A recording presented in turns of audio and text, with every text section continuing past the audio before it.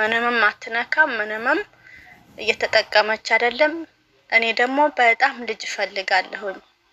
እስከ 4 አመት ጠብቂያት ሌላ አግብቼ ባለቤቴ ነፍሰ ጡር ነች። ሁለታቸውንም በጣም እወዳቸዋለሁኝ። ሁለቱንም ለማስተዳደር ግን አቅሙ የለኝም።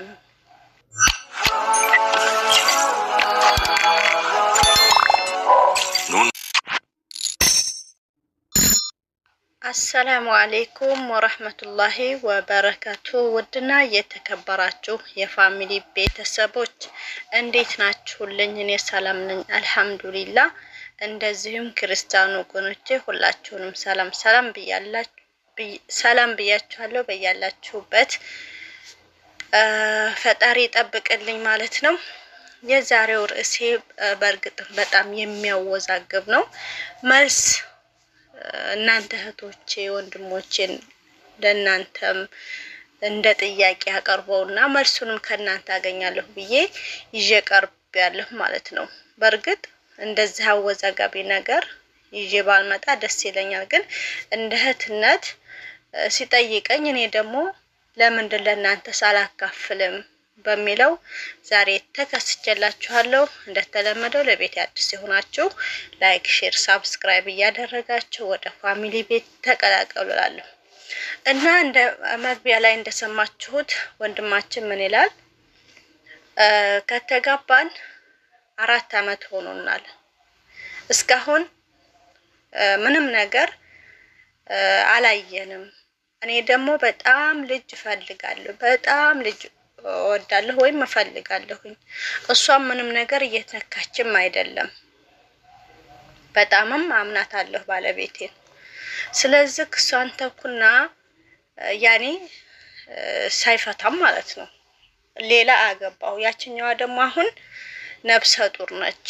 ስለዚህ ሁለታቸውንም በጣም እወዳቸዋለሁ። ሁለቱም ደግሞ ለማስተዳደር አቅሙ የለኝም ይላል። መልካም እንግዲህ ወደ እኔ መታልና ኢንሻአላህ ደግሞ በኢንተርቪውም እንደማቀርበውም እሱንም ሆነ እነሱንም ፍቃደኛ ስለሆኑ ነው። ውድ ፋሚሊ ቤተሰቦች ማለት ነው። መልሱንም ከናንተ አገኛለሁ ብዬ የናንተን ኮሜንት ገብቶ ይከታተላል። እንደዚሁም እነሱም ቢሆን ይከታተላሉ። ስማቸውን መጥቀስ ማስፈላጊ ስላልሆነ ነው። በኢንተርቪው ቀርበው ተጠቀሱ፣ ያው በራሳቸው አንደበት ይሻላል በሚል ነው። እና ምን ትላላችሁ የሚለው ነው። ሐቂቃ እንደኔ እንደራሴ ከሆነ ከሁሉም በፊት ሁለቱንም የምትወዳቸው ከሆነ በቃ ጎበዝ። ጥያቄ በጣም አሪፍ ጥያቄ ነው እንደራሴ ሐሳብ። ምክንያቱም ሁለቱንም እሱ በሸሪዓ ውስጥ ባንገባ ሁለቱንም ያኔ ፍትሃዊ አድርጌ ሁለቱንም ባንድ አይን አይቼ ፍላጎታቸውን ማሟላት አቅሜ አይችልም ነው የሚለው ማለት ነው። ከሁሉም በፊት እንግዲህ አንተ እንደዚህ ብለሃል፣ ስለነሱ ሀቅ ተጨንቀሃልና አላህ ሞልቶ ተርፎታል።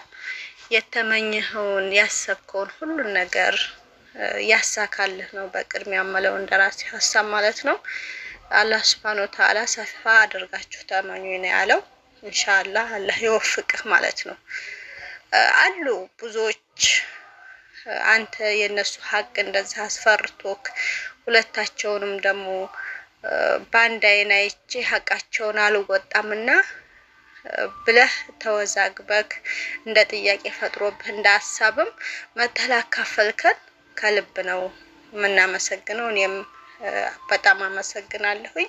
ፍቃደኛም ደግሞ ሆነክ ለእህቶችሽም አካፍያቸው ብለህ ስለመጣ ከልብ ነው የምናመሰግነው ሁላችንም ማለት ነው።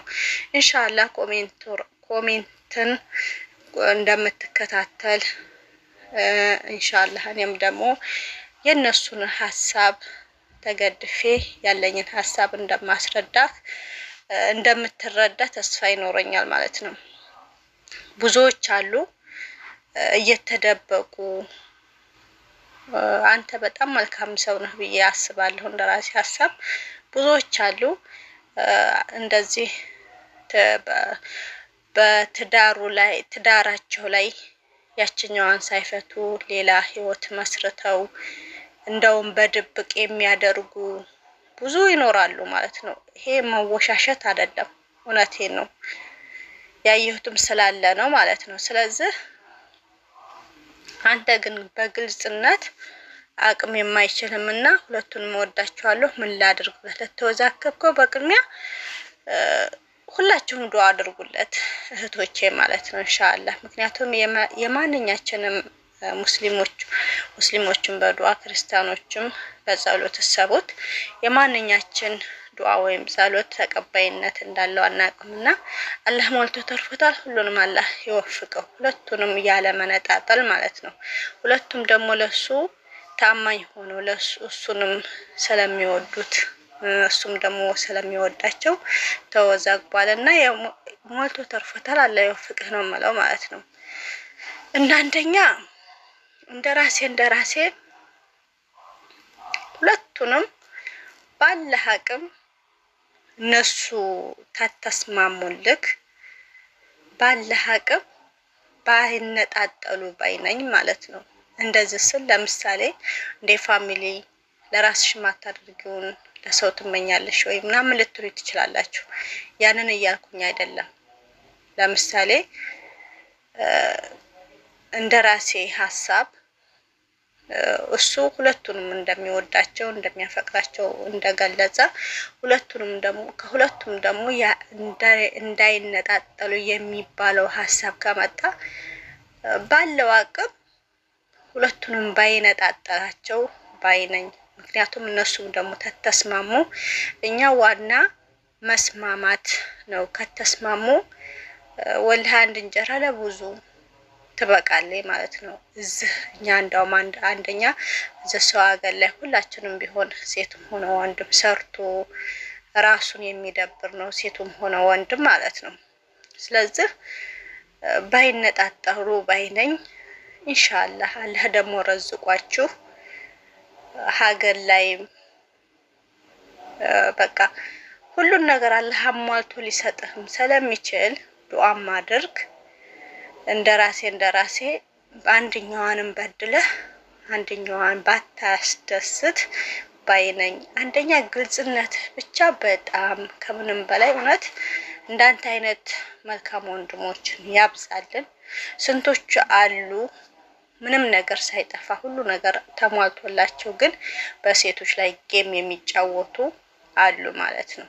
ለምሳሌ የመጀመሪያይቱን ሳያስፈቅድ ወይም ሳሰማ ከሁለተኛው ላይ 2-3 ልጅ ያላቸው ይኖራሉ፣ ወንዶችም ሆነ ሴቶችም ማለት ነው በድብቅ እና እንዳንተ ግልጽኛ ሆኖ የቀረበ ወንድ እውነት እነሱም ከተስማሙበት ካሰቡበት ሁለታቸውም ያለ መነጣጠልን ካሰቡበት ኢማን ካለ ሁለታቸውም ባንድ መቀመጥ የሚችሉ ነው ባይነኝ ማለት ነው።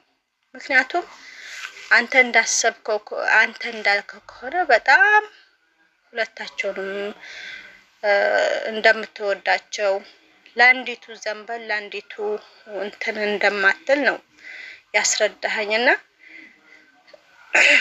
አላህ ሞልቶ ተርፎታል። የበለጠ አላህ ይወፍቅህ ነው የምለው እንደራሴ ሐሳብ። ኢንሻአላህ ደግሞ በኢንተርቪው ቀርባችሁ ደግሞ አሪፍ ቪዲዮ ይዤላችሁ ቀርባለሁ። ባይ ባይ።